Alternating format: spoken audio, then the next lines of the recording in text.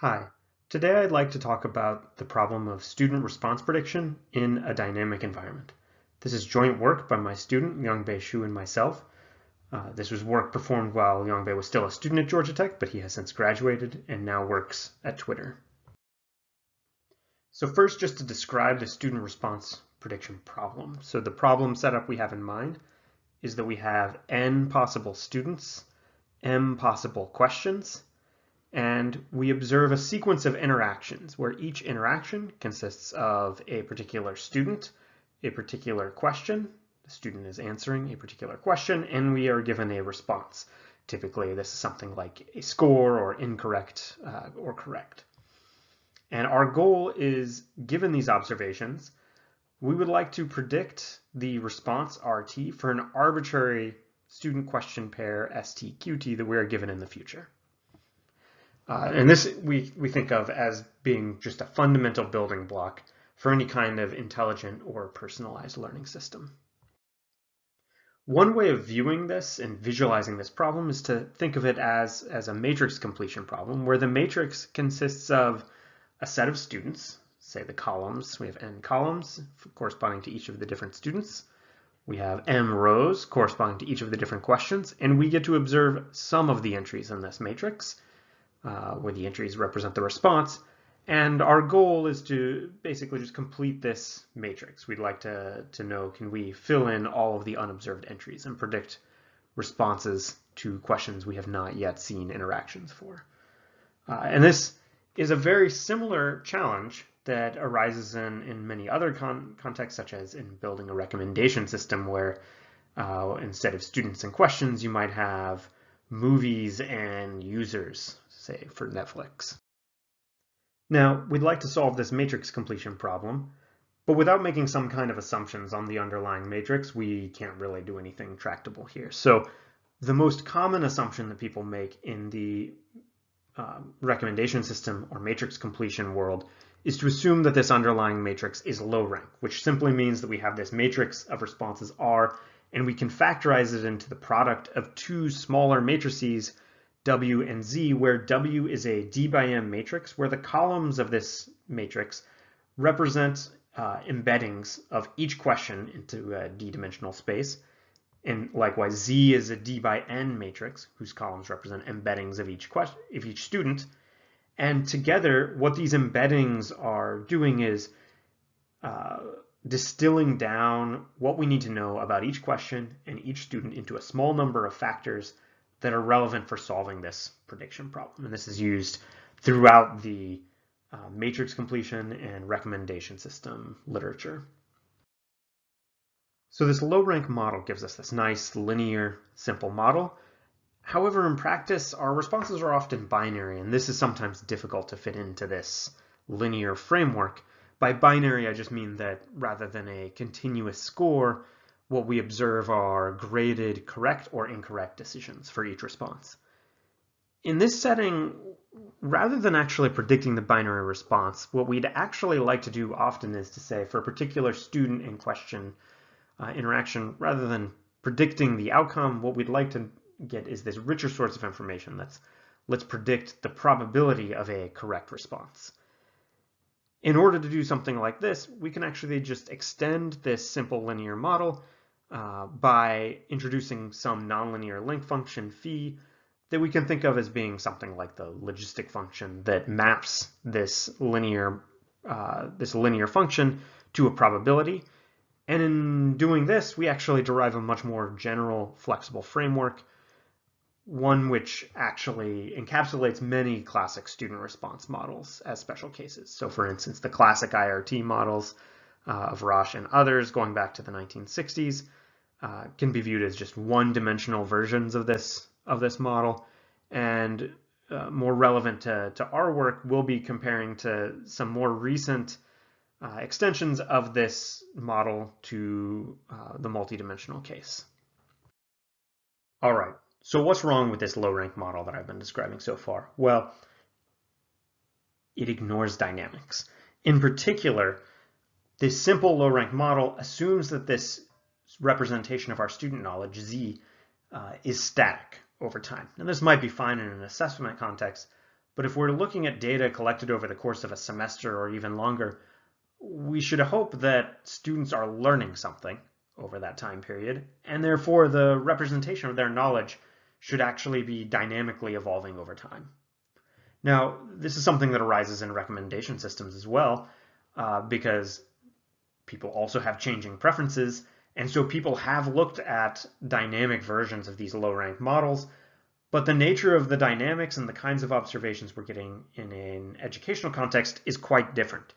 So in particular, in a recommendation system, people typically look at gradual changes in preferences, or perhaps periodic changes, say time of day versus day of week kinds of changes, whereas in an educational context, we are hopeful that sometimes students learn very abruptly, and so we can get a very different kind of dynamics. Students also don't really have the freedom to select which items to respond to, whereas in a recommendation system, users can choose which items to respond to. And a related point here is that the kind of impact that responding to an item has is very different. So in a recommendation system, we typically don't expect that the act of watching a movie will actually lead to a change of preferences, whereas we do expect that the act of responding to a homework question might actually have a dynamic impact on a student's knowledge. So the impact of this is that direct application of the algorithms for dynamic recommendation systems to the student knowledge tracing problem have not generally been successful in the past. Now, there have actually been a number of attempts to tackle this dynamics issue in a bit more of a direct fashion in the specific context of student response prediction. The most classic approach here is Bayesian knowledge tracing, where we use a hidden Markov model to basically model the process of moving from not having mastered a skill to skill mastery. This requires skill tags for each question, and it also assumes that each question really can only involve a single skill at a time, which is somewhat problematic.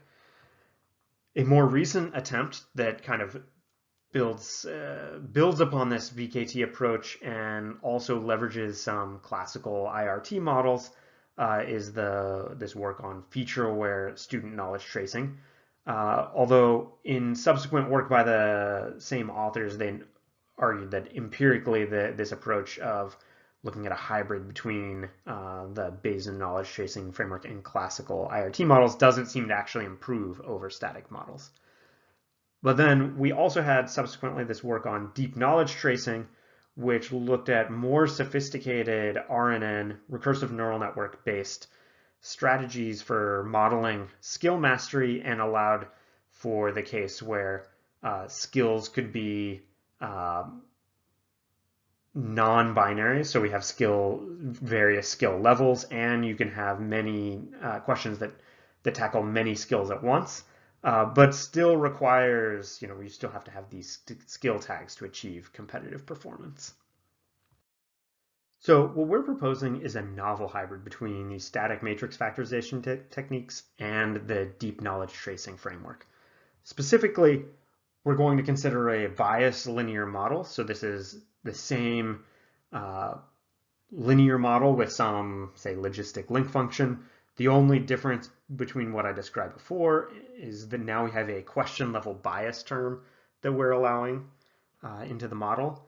And how do we train this model? Well, it has these three components, these W vectors for each question, a bias for each question, and these Z vectors for each student. And so the way we learn this model is we first take all of our responses that we've been given so far, and we can do standard regularized matrix factorization to learn both these question level embeddings and bias terms for all of the questions that are in our database. So next, we essentially take these question embeddings and ignore the student embeddings that were learned in our matrix factorization, and we feed these question embeddings and the corresponding responses into an RNN, in our case an LSTM, to obtain a dynamic representation of our student knowledge vector, Z. I should note that we can also incorporate tag or semantic information into this process by simply concatenating that along with our question embeddings. All right, so to evaluate how this approach works in practice, we looked at two commonly studied question and answering systems, the assessments and cognitive tutor data sets. And then to evaluate our performance, we actually considered two different protocols. We considered a new user protocol where we train on a large number of users and our testing set consists of new users who we have no past data on. And we also looked at the most recent protocol where our training set consists of, say, the first 80% of the responses temporally, and our testing set is only the last 20% of responses for all users. We then compared two versions of our approach, one which did not use any skill tags and one which also included skill tags as well as our question embedding, with three different baselines. We considered the bias matrix factorization in an offline setting, a bias matrix factorization in an online setting where we retrain the model after every 50 responses in the testing set, and we looked at the deep knowledge tracing framework. And we generally found consistent improvements across every data set with improvements ranging as high as about 5%. So to summarize, what we've shown is that a hybrid approach that combines ideas from matrix factorization and RNNs actually leads to state-of-the-art performance across a range of data sets. And in particular, it can achieve good performance even in the absence of tag information, which is a significant advantage in many cases. Something that I didn't mention earlier is that we also considered looking at an end-to-end training approach, which simultaneously trained an LSTM together with the question embeddings. This actually resulted in overfitting and worse performance. And it's a question for future work as to whether or not this actually represents a shortcoming of the data sets we were working with or points towards a deeper phenomenon. I'd like to thank you for your time, and for more details, please see our archive paper.